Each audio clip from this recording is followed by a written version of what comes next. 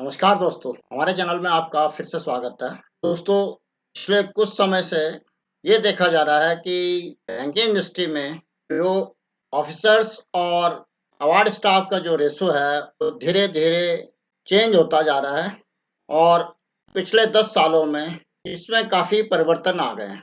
इस संबंध में हाल ही में आरबीआई द्वारा एक रिपोर्ट तैयार की गई है, जिसमें कि उन्होंने अभी टाइम्स ऑफ इंडिया में पब्लिश किया है कि digital push is driving out mid level banking staff. ये आरबीआई की रिपोर्ट है।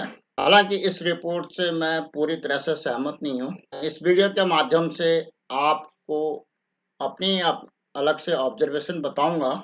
साथ ही मैं उस रिपोर्ट का भी मेजर पॉइंट्स को कवर करूंगा।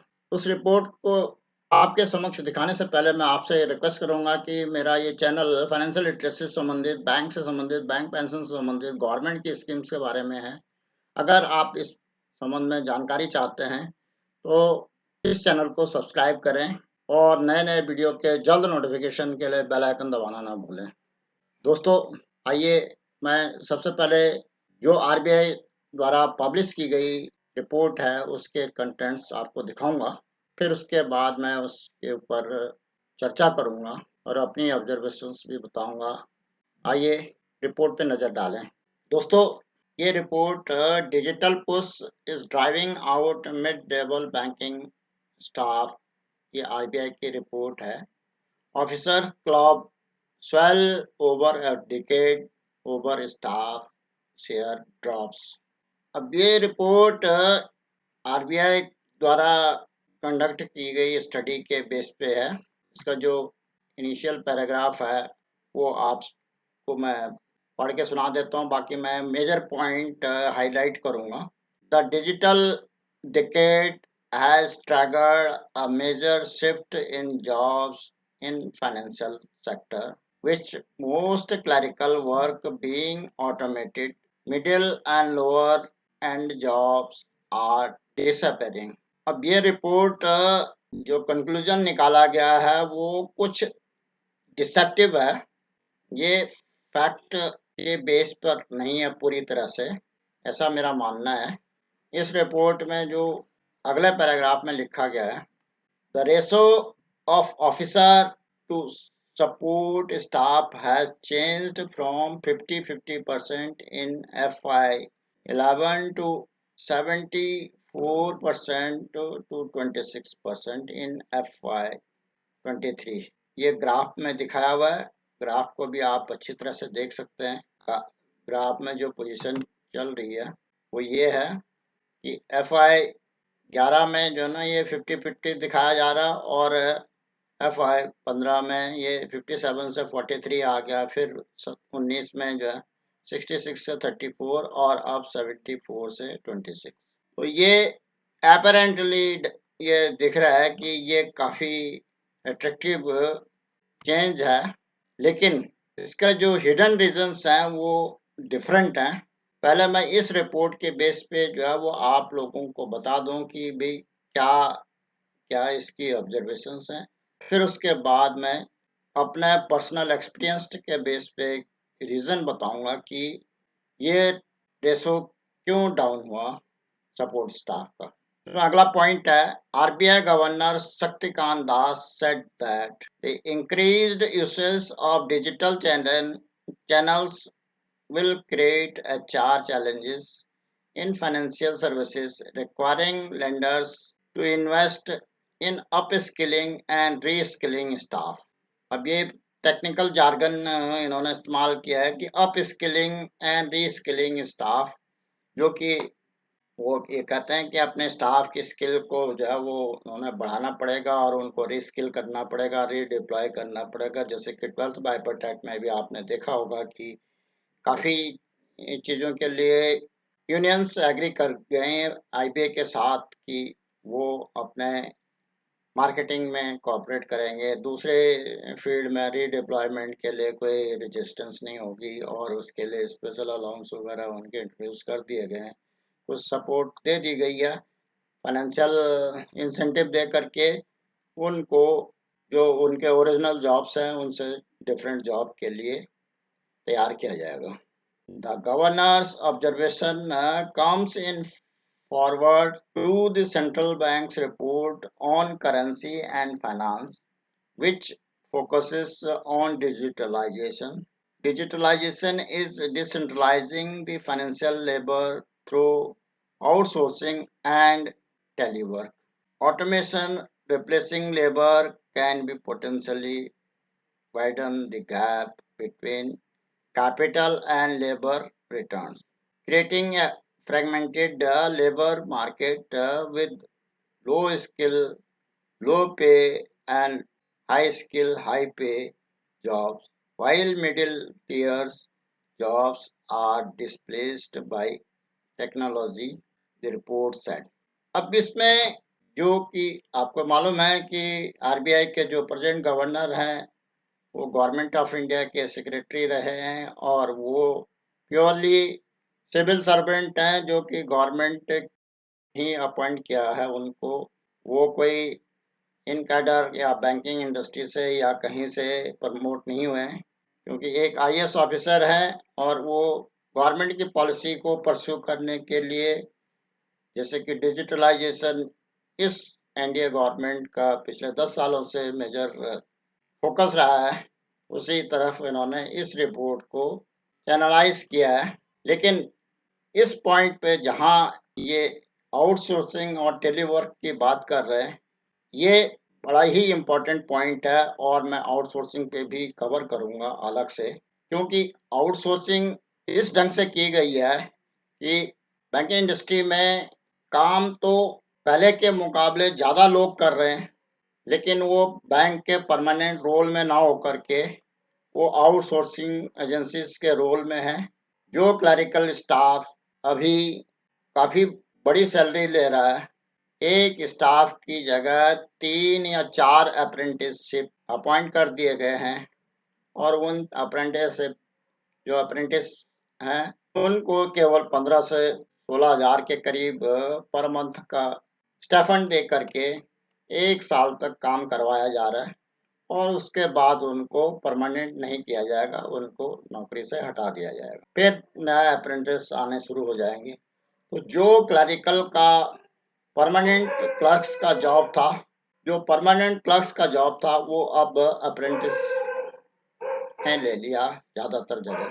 दूसरी तरफ प्यून, गार्ड और जो भी सबॉर्डिनेट स्टाफ या जो गवर्नमेंट ऑफ इंडिया के हिसाब से क्लास 4 के स्टाफ होते हैं, वो भी सारा काम आउटसोर्सिंग एजेंसीज के थ्रू मैन पावर ली जा रही है और पहले के मुकाबले 2 से 3 गुना आउटसोर्सिंग स्टाफ बैंकिंग इंडस्ट्री में है, लेकिन वो बैंकिंग रोल में ना होने की वजह से उसको अवार्ड स्टाफ में काउंट नहीं किया जाता, जिसकी वजह से ये परसेंटेज ऐसे नजर आ रही है। आगे रिपोर्ट में ये बताया कि the report notes that globally between 2013 and 2019 employees in support role in financial sector decreased in many countries, while the number of professional and technicians rose. This is evident in Indian banking sector as well.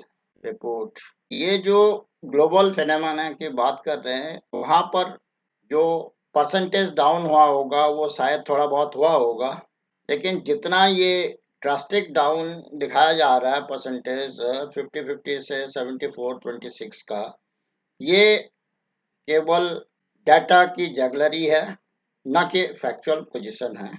The report flags the high turnover of over 30% in private banks in FY23, where the hiring are made over digital platforms.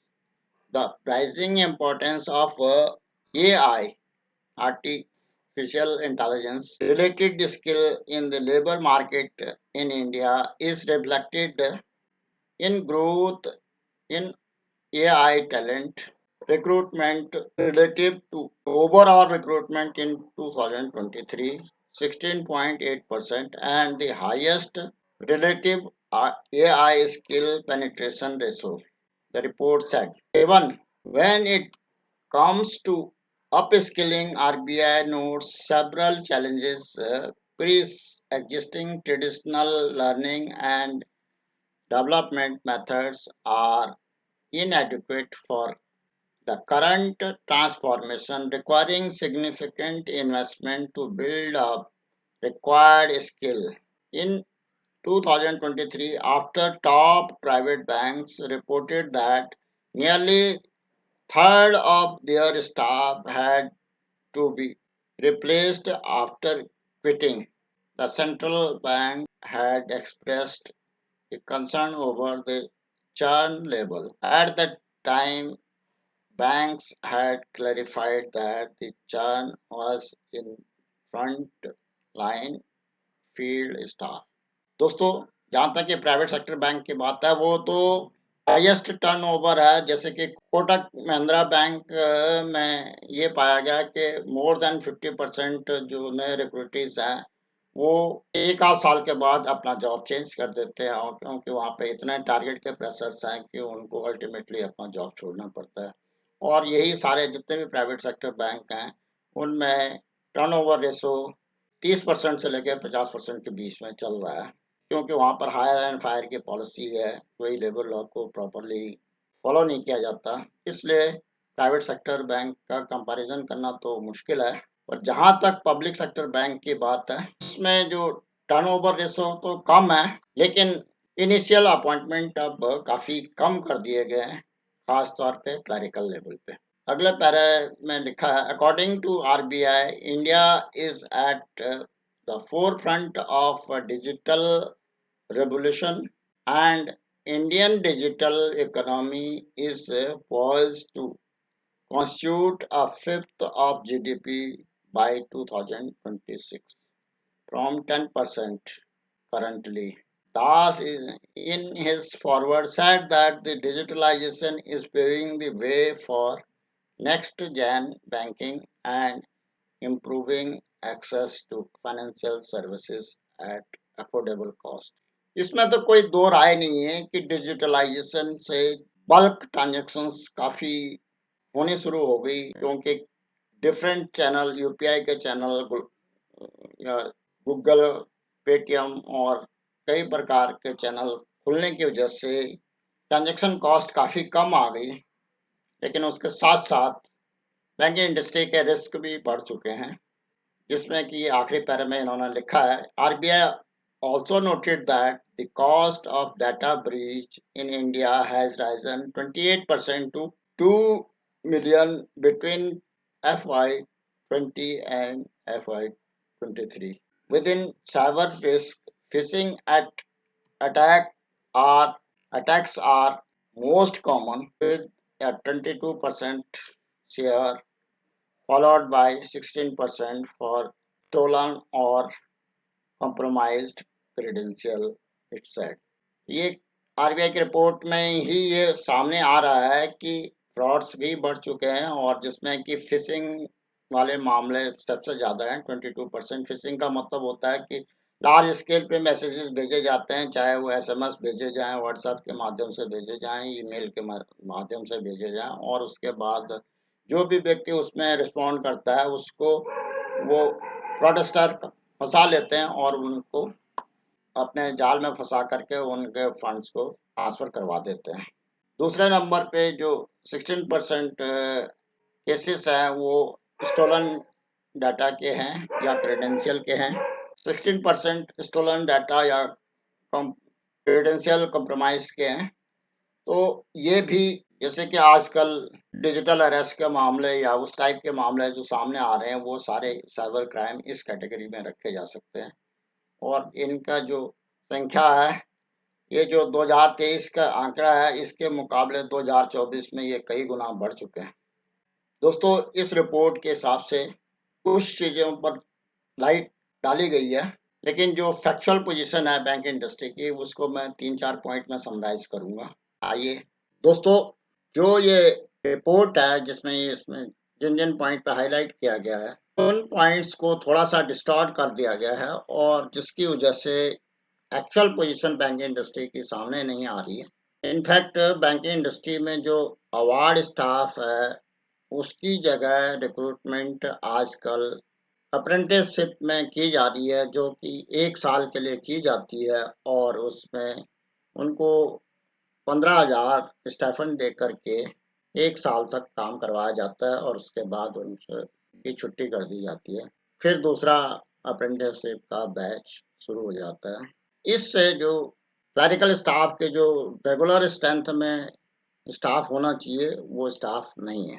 तो जिस उस strength में ना आने की वजह से उनका रिकॉर्ड, उनका परसेंटेज अपने आप डाउन हो गया। यही दशा जो क्लास 4 स्टाफ होता है, पियून और सबऑर्डिनेट स्टाफ जिसको हम कहते हैं बैंक इंडस्ट्री में, उसका जो अपॉइंटमेंट बिल्कुल रोक दिया गया है बैंक इंडस्ट्री में। केवल कुछ कंपैशनेट अपॉइंटमेंट होते हैं और उसके अलावा बाकी कोई डायरेक्ट रिक्रूटमेंट नहीं होती। केवल आउटसोर्सिंग एजेंसीज के थ्रू ही लेबर डिप्लॉय की जाती है। उनको भी 10-15 हज़ार के करीब जो मिनिमम वेजेस हो एक्ट के अंदर प्रिस्क्राइब है, उतने वेज का बिल उनका दे दिया जाता है आउटसोर्सिंग एजेंसीज को, और वो बैंक के एक्चुअल रोल में न होने की वजह से उनको भी बैंक के एम्प्लॉय के तौर पे नहीं माना जाता, जिससे कि बैंक की कॉस्ट कटिंग भी हो गई और उनका काम जो लेबर रिलेटेड काम है वो सारा हो जाता है। दोस्तों, इसी कारण जितने भी बैंक इंडस्ट्री में हैं वो पर एम्प्लॉय कॉस्ट और इसको कम करने के लिए ये सारा जितने भी हथकंडे हैं ये अपनाए जा रहे हैं।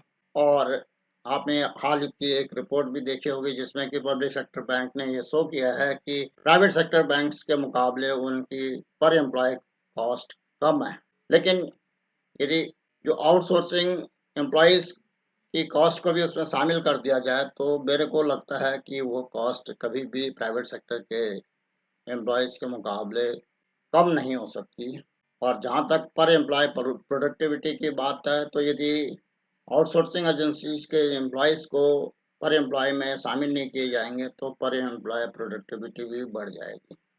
तो इस ढंग से दोनों तरफ डाटा डिस्टॉर्ट किया जा रहा है, जिसकी वजह से ये रिजल्ट सामने आए हैं। दूसरा कारण यह है कि डिजिटलाइजेशन के बाद बल्क ट्रांजैक्शंस होने से वर्कलोड में तो चेंजेस आई हैं, ये तो मानना ही पड़ेगा। और वर्कलोड जो क्लरिकल स्टाफ का है वो काफ़ी कम हो गया है। तो उसके कारण बैंकिंग इंडस्ट्री में पिछले 10-15 सालों में एक ही स्ट्रैटेजी की गई कि जितने भी क्लरिकल स्टाफ में थोड़ा भी स्किल डेवलप करने के लिए या अपने आप को प्रमोट करना चाहता है या मोटिवेटेड स्टाफ है, तो उसको प्रमोट करके ऑफिसर बना दिया गया, जिससे कि क्लरिकल की स्ट्रेंथ और कम हो गई और ऑफिसर्स की स्ट्रेंथ बढ़ती गई। क्योंकि ऑफिसर्स के डिप्लॉयमेंट करने से ट्रांसफरेबल और काफ़ी फ्लेक्सिबिलिटी भी बढ़ जाती है मैनेजमेंट के हाथ में, और उनको ट्रेनिंग भी दिया जा सकता है, उनकी स्किल को भी डेवलप किया जा सकता है और उनको कहीं पर भी डिप्लॉय किया जा सकता है। यदि उनको मार्केटिंग की ज़रूरत है तो मार्केटिंग में डिप्लॉय कर दिया, या कहीं टेक्निकल कंप्यूटराइजेशन इत्यादि के लिए ज़रूरत है तो वहाँ भी डिप्लॉय किया जा सकता है। इसलिए उसका बेनिफिट उनको मिल जाता है। तो दूसरी तरफ क्लरिकल स्ट्रेंथ, एक तरफ रिक्रूटमेंट नहीं हो रही, दूसरी तरफ प्रमोशन होने से, ऑफिसर्स बनाने से उनके परसेंटेज अपने आप ही कम हो गई। और तीसरा जो रीज़न है वो कोर बैंकिंग का जो प्रोग्राम थे बैंकिंग इंडस्ट्री में, वो एफआई एफवाई 2010-11 का जो कंपैरिजन किया है उसी दौरान कंप्लीट हो गया था। और जब कोर बैंकिंग कंप्लीट हो गया तो धीरे-धीरे बैंक के जो फ्रंट लाइन स्टाफ का जो वर्कलोड था वो धीरे-धीरे ऑटोमेशन की तरफ चला गया, एटीएम्स की तरफ चला गया, पॉस मशीन की तरफ चला गया, जो दूसरे नए-नए चैनल्स बैंकिंग इंडस्ट्री में खोलने शुरू हुए हैं, तो उस तरफ ट्रांसफ़र हो गया। और उसकी वजह से धीरे-धीरे फ्रंट लाइन स्टाफ की ज़रूरत उतनी नहीं पड़ी। बैंकिंग इंडस्ट्री का जो मॉब था वो अल्टरनेट चैनल्स पे ट्रांसफ़र हो गया, और उस ट्रांसफ़र होने की वजह से बैंकिंग इंडस्ट्री के बैंकिंग हॉल में ज़्यादा भीड़ ना होने की वजह से धीरे-धीरे क्लरिकल स्टाफ को कंसोलिडेट करना शुरू कर दिया और उनका काम कंसोलिडेशन के बाद फ्रंट लाइन के स्टाफ को कम करना शुरू कर दिया। चौथा जो मेजर रीज़न इसमें मेरे को नज़र आता है, वो डिजिटलाइजेशन के बाद काफ़ी अल्टरनेट चैनल्स या जो बैंकिंग से हट कर के जैसे गूगल पे है या पेटीएम है या दूसरे काफ़ी चैनल खुल गए हैं। ख़ास तौर पे कोरोना काल में डिजिटलाइजेशन का काफ़ी प्रचार हुआ और उससे जो मैनुअल वर्क था वो शिफ्ट होकर के डिजिटल प्लेटफ़ॉर्म पे चला गया, जिसकी वजह से क्लरिकल की जो ज़रूरत थी वो धीरे-धीरे कम हो गई बैंक इंडस्ट्री में। दोस्तों, इस तरह से इन कुछ हिडन रीजंस की वजह से भी जो क्लरिकल की स्ट्रेंथ है वो काफ़ी कम होती जा रही है और जिसके लिए मुझे ऐसा लगता है कि जो यूनियंस के जो लीडर्स हैं, अवार्ड स्टाफ के यूनियन के लीडर हैं, ख़ास तौर पे वेंकटचलम और जो अभी हाल में रिटायर हुए हैं श्री संदीप बंदले जी, वो बार-बार अपने भाषणों में, यूथ कॉन्फ्रेंसेस में यही कहते रहते थे कि ज़्यादा से ज़्यादा जो उनके क्लरिकल स्टाफ है उसको यूनियन के फोल्ड में लाने की कोशिश कर रहे थे। जबकि काफ़ी क्लरिकल स्टाफ भी यूनियन के फोल्ड में इसलिए नहीं जाना चाहता कि वो प्रमोशन लेकर के अपना करियर आगे ऑफिसर्स के तौर पे बनाना चाहता है। तो उसकी वजह से भी उनकी यूनियन की स्ट्रेंथ धीरे-धीरे कम होती जाने की वजह से वो कोशिश कर रहे हैं कि अपने यूनियन के मेंबर को किसी न किसी ढंग से मोबिलाइज़ किया जाए। लेकिन मेरा ये मानना है कि कोई भी यूनियन का लीडर किसी भी व्यक्ति को अपने प्रमोशंस का या अपने करियर से रोक नहीं सकता, चाहे वो किसी भी ढंग से प्रयास कर ले। और प्रोग्रेस करना हर इंडिविजुअल का, हर ऑर्गेनाइज़ेशन का काम है। अगर इंडिविजुअल अपने स्किल को डेवलप करता है और अपने को और इम्प्रूव करता है तो उसका फ़ायदा ऑर्गेनाइजेशंस को मिलता है और ऑर्गेनाइजेशन को उस स्किल और उस इंडिविजुअल्स को कंपनसेट करने के लिए कई पैकेज देना चाहिए। लेकिन बैंकिंग इंडस्ट्री में दुर्भाग्यवश ऑफिसर्स की जो सर्विस कंडीशंस हैं, उनको बदतर बनाया जा रहा है और उनको एडिक्वेटली कंपनसेट भी नहीं किया जा रहा है। साथ ही हर बाइपर्टाइट में उनके वेज एग्रीमेंट को काफ़ी ज़्यादा डिस्टॉर्ट करके जो कि पुराने एलआईसी के बराबर था, वो एलआईसी से बिल्कुल आधे से भी कम कर दिया गया। दोस्तों, उम्मीद की जाती है कि इस रिपोर्ट को देखने के बाद फिर से जितने बैंकिंग इंडस्ट्री में जो यूनियंस के नेता हैं, उनके आँखें खुलेंगी और वो कोशिश करेंगे कि बैंक में जो क्लरिकल स्टाफ है उसको रोकने के लिए, उसको एडिक्वेटली कंपनसेट करने के लिए और जो बैंक के जो अप्रेंटिसशिप पॉलिसी है उसको उसका बहिष्कार करके परमानेंट रोल पे क्लरिकल के अपॉइंटमेंट कराने के लिए भरसक प्रयास करें। दोस्तों, आज के इस वीडियो में मैं इतना ही कहना चाहता हूँ। आशा है कि इस वीडियो में दी गई जानकारी से आपको लाभ होगा और आपको पसंद भी आई होगी। अगर पसंद आए तो इसको लाइक करें, साथ ही अपने आप साथियों में भी शेयर करें। अगर और कोई जानकारी चाहिए तो उसके लिए कमेंट अवश्य करें। फाइनेंशियल लिटरेसी से संबंधित, बैंक से संबंधित, गवर्नमेंट की स्कीम के बारे में, बैंक पेंशन के बारे में जानने के लिए इस चैनल को सब्सक्राइब करें, अगर आपने अभी तक सब्सक्राइब नहीं किया। नए-नए वीडियो के जल्द नोटिफिकेशन के लिए बेल आइकन दबाना ना भूलें। वीडियो को अंत तक देखने के लिए धन्यवाद। जय हिंद, वंदे मातरम।